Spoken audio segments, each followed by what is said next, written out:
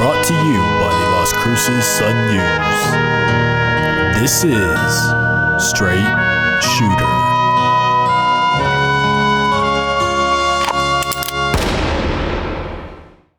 What is going on, everybody? This is Justin Martinez, aka Jade the Sports Dude, and if you are listening right now, let me just say thank you for tuning in to Straight Shooter, the podcast where I shoot from the hip and give you everything that you need to know about the New Mexico State men's basketball team. This is episode 7 of our season-long journey, so if you're a returning listener, well then welcome back. I missed you, and if you're new to the program, well then welcome to the family. Where have you been all my life? Guys, we have a great episode in store for us today, so let's go ahead and get started. I'm coming to you from a place that I like to call the Saloon. So barkeep, what do we have on tap for today? On tap today is a recap of the New Mexico game, Saddle Up, and a preview of the Arkansas Pine Bluff game. Alrighty, thank you, barkeep. I have my lasso in hand, and it's time for our post-game roundup, the segment where I round up my thoughts on the most recent New Mexico State game. And in this case, the Aggies played 2 games this week. They earned a 72-67 win over Denver on Tuesday, followed by a 69-62 loss to New Mexico on Saturday, both of which were on the road. And my first takeaway comes from the Denver game, and it is that Johnny McCants is a whole different beast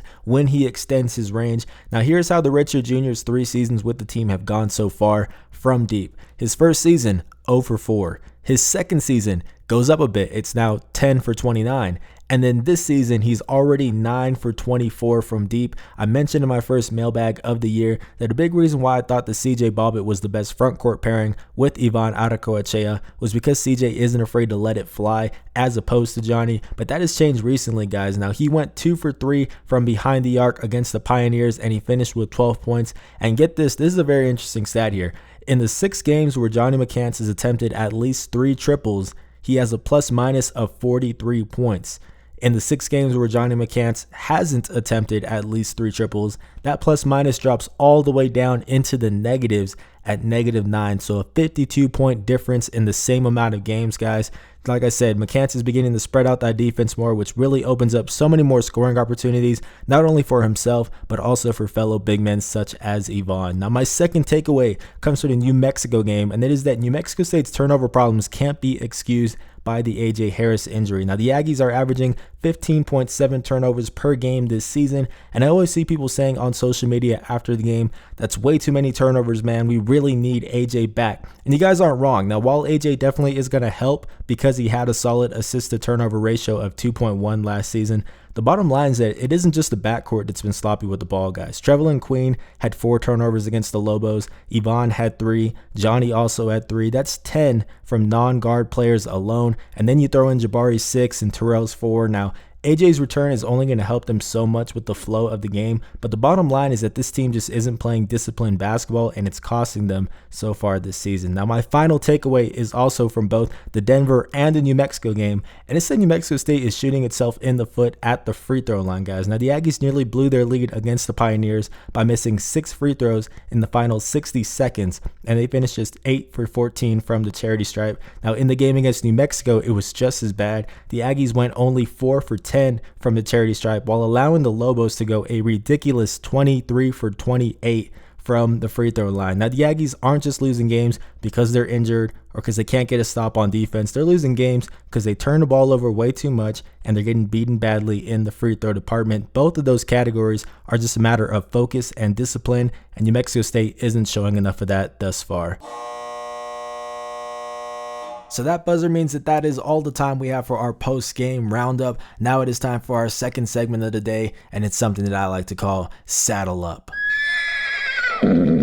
Now, in this segment, I will be stating predictions for the rest of the season and saying if I am saddling up, meaning I believe that they will happen. I know that this is the segment where I usually do player interviews, but since we are 12 games in and the Aggies are just 500, I figured that now is a very pivotal part of the season. Can they build momentum heading into conference play? Will they continue to struggle? I'm going to talk about some of the trends that we've seen so far, and I will say if I believe that they will continue for the rest of the season. Now, the first one, guys, Jabari Rice will continue to start the rest of the year instead of Terrell Brown. I am not quite ready to saddle up yet for this one. So Rice started the past 2 games against Denver and New Mexico. The start against the Pioneers was because Brown sat out due to his groin injury that he's been dealing with all season. They pretty much just gave him the night off. But what was really interesting was the Brown came back to play against the Lobos, and they still gave the start to Rice. Now, the first reason why I'm not ready to saddle up just yet is because Jan still has expressed a lot of confidence in Brown. He's still drawing up plays for him. He still wants him involved despite shooting just 22% this season, and he still has him out there on the court when the game matters most. Now, I do expect Rice to continue to start while Brown is recovering, as he should, but if Brown gets back to playing anything like he did last season once he's fully healthy, then clearly he still has the confidence from the staff, and I can very easily see him returning to that starting five.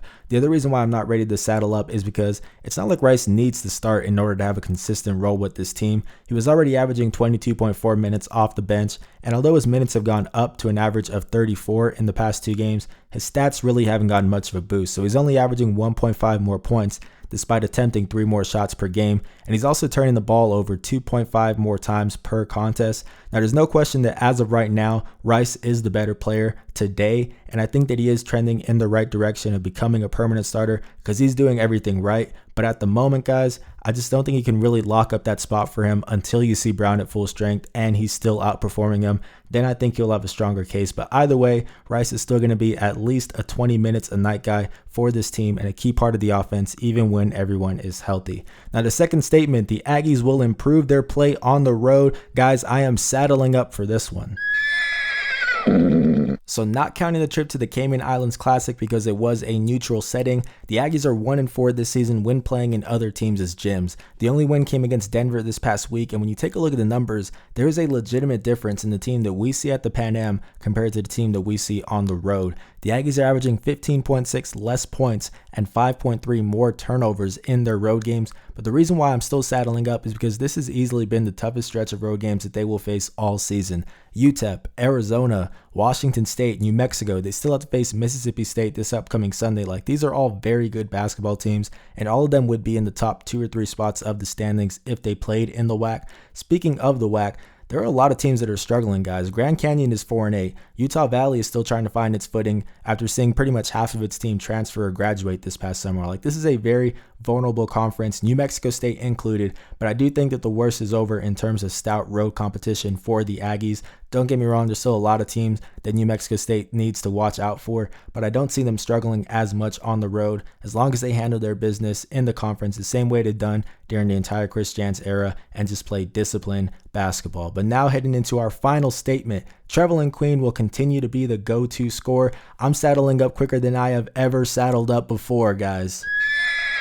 Now, Queen's stats are probably as high as they will be for the rest of the season, considering he doesn't have a real backup at the moment and is playing nearly 33 minutes a game, but by no means are they bloated stats. He's averaging 15.3 points, 5.6 rebounds, 3.3 assists, and 1.6 steals per contest, which are all team highs. That's pretty insane, but what's even more insane is the fact that he's doing all of that while having an offensive rating of 108.2, which is second only to Jabari Rice on the team. So that tells me that he's not just making things happen by being an inefficient volume shooter. This guy is just playing really solid basketball at the moment, and obviously those numbers are going to take a bit of a dip once Harris and Henry return just because there are more mouths to feed. But at the end of the day, guys, we didn't know who would be the top scorer this season between Terrell Brown and Trevelyan Queen, and I think it's safe to say that that debate has been settled. Queen is the closest thing that this team has to a go-to scorer, and hopefully the Aggies can find some additional options as the season continues.